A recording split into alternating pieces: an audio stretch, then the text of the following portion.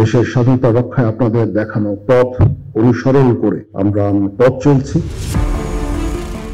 মহান স্বাধীনতা যুদ্ধে যারা মুক্তিযোদ্ধা, আপনাদের আত্মত্যাগের মাধ্যমে আমরা পেয়েছি আজকে আমাদের এই শ্রেষ্ঠ অর্জন স্বাধীনতা। আপনারা জাতির শ্রেষ্ঠ সন্তান। দেশের স্বাধীনতা রক্ষায় আপনাদের দেখানো পথ অনুসরণ করে আমরা পথ চলছি। 23 নভেম্বর সকালে সেনানিবাসে আয়োজিত এক অনুষ্ঠানে এমন মন্তব্য করেছেন সেনাপ্রধান জেনারেল ওয়াকারুজ্জামান। তিনি বলেন, মুক্তিযোদ্ধাদের দেখানো পথ অনুযায়ী দেশের স্বার্থে, দেশের মানুষের কল্যাণে সেনাবাহিনী কাজ করে যাবে।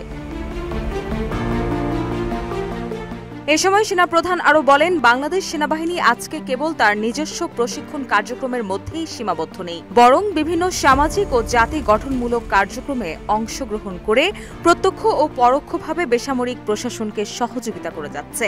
একই সঙ্গে বাংলাদেশ সেনাবাহিনী শান্তিরক্ষী মিশনে পেশাদারিত্বের সাথে অর্পিত দায়িত্ব পালনের মাধ্যমে বিশ্ব শান্তি প্রতিষ্ঠায় অনন্য ভূমিকা রেখে চলেছে। এছাড়াও সম্প্রতি সময় বাংলাদেশ সেনাবাহিনীর সদস্যগণ সিভিল পাওয়ারে দেশের আইন শৃঙ্খলা রক্ষার কাজে নিয়োজিত আছে।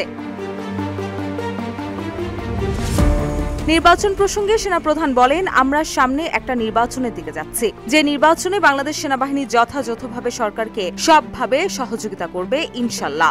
নির্বাচন কমিশনকেও সহযোগিতা করব যেন আমরা একটা সুন্দর নির্বাচন পেতে পারি। এছাড়াও দেশের বিভিন্ন প্রাকৃতিক দুর্যোগ মোকাবেলায় সবসময় স্বতঃস্ফূর্তভাবে জনগণের পাশে দাঁড়িয়ে আমরা সেবা করে চলেছি। এই সবকিছুই সম্ভব হয়েছে সেনা সদস্যদের অকৃত্রিম দেশপ্রেম, কর্মদক্ষতা, শৃঙ্খলাবোধ ও দায়িত্ব পালনের আন্তরিকতার জন্য।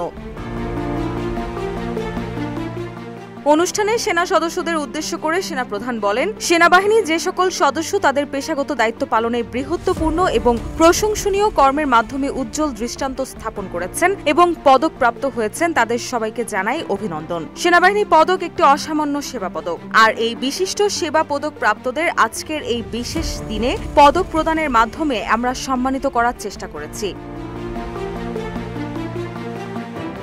সশস্ত্র বাহিনী দিবস 2025 উপলক্ষে ঢাকা সেনানিবাসে আর্মি মাল্টিপারপাস কমপ্লেক্সে আয়োজিত এই অনুষ্ঠানে সেনাপ্রধান বাংলাদেশ সেনাবাহিনীর 75 বীর মুক্তিযোদ্ধা ও তাদের নিকট আত্মীয়দের সংবর্ধনা প্রদান করেন। অনুষ্ঠানে 3 ক্যাটাগরিতে 3 জনকে মরণোত্তর সেনাবাহিনী পদক সহ মোট 64 সেনা সদস্যকে পদক দেওয়া হয়। রুশা সুর, নিউজ ডেস্ক, ইত্তেফাক।